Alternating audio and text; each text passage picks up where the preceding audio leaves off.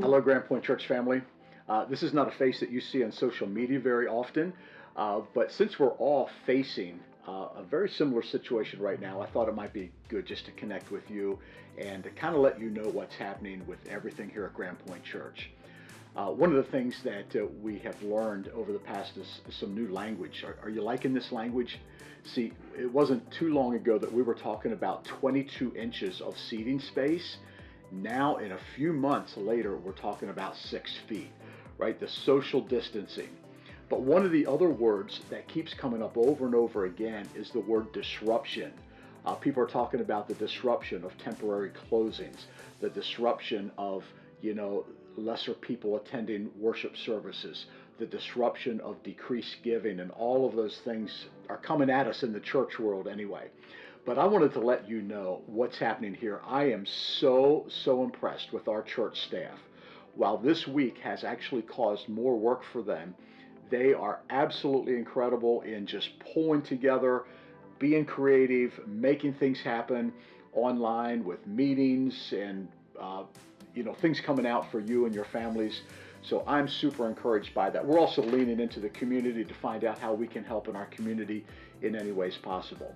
But I just want to let you know, here's what's happening on Sunday morning. Some previous announcements came out that said we will be live streaming, and that is true, but there have been some adjustments to that as well.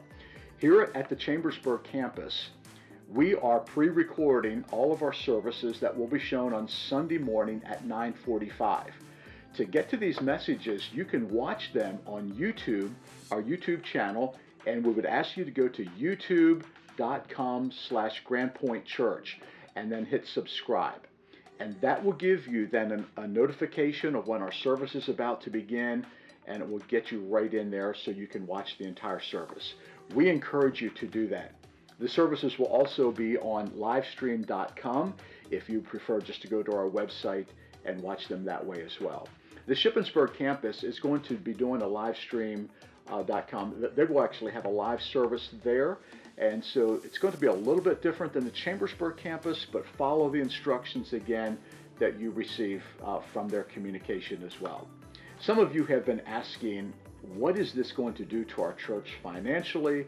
How can we still give our contributions? So let me just address that. I know that all of you are concerned about your own finances right now, or perhaps even helping somebody else out, and we encourage you to do that.